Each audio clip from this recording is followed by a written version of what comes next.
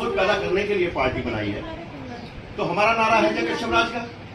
तो जय कश्यप राज के नारे को हम जगह जगह कैडर मीटिंग लगा रहे हैं, जैसे आज यहाँ बैठे हैं।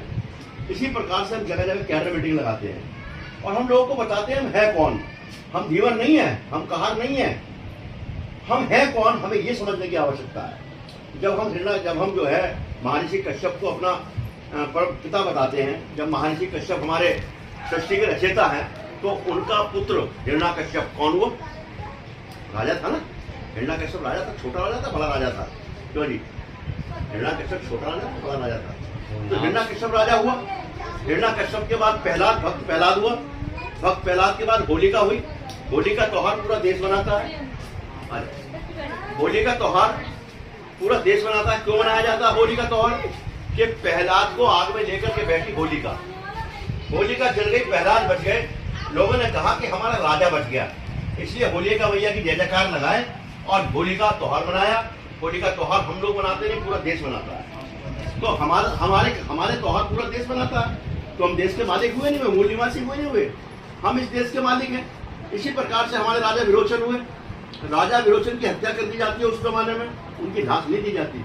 आज भी हमारे लोगों के साथ यही हो रहा है कि हमारे लोग गायब कर दिए जाते हैं, उनकी लाश नहीं दी जाती।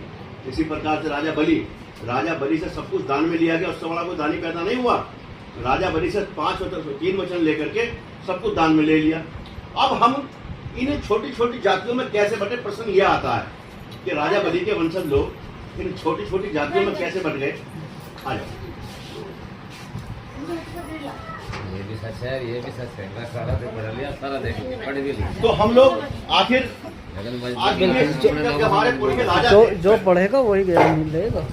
जब बेटा इधर बैठा, जब हमारे पुरखे राजा थे, हिरण्यकश्यप से लेकर राजा बलि तक हमारे पुरखों ने राज किया है, तो आखिर क्या कारण हुआ कि हम इतने गर्भवत में हमारे लोग कमजोर हो गए? उसका एक कारण था कि राम को अवतार लेना था। क्या करना था?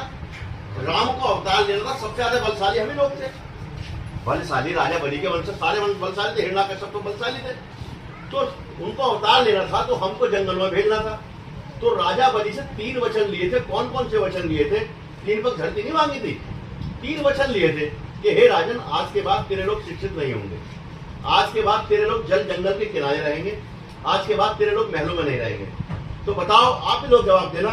आज भी हमारे लोग नदियों के किनारे, तालाब के किनारे रहते नहीं रहते हैं? अधिकांश लोग बोले भाई रहते नहीं रहते हैं? अधिकांश लोग आज भी हमारे नदियों के तालाबों के किनारे रहते हैं।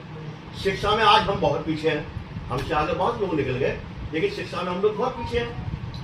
महल हमारे पास है नहीं। अब ये तो हम लोगों ने मेहनत मजदूरी करके, जैसे भी करके हम लोगों ने अपना मकान छोटे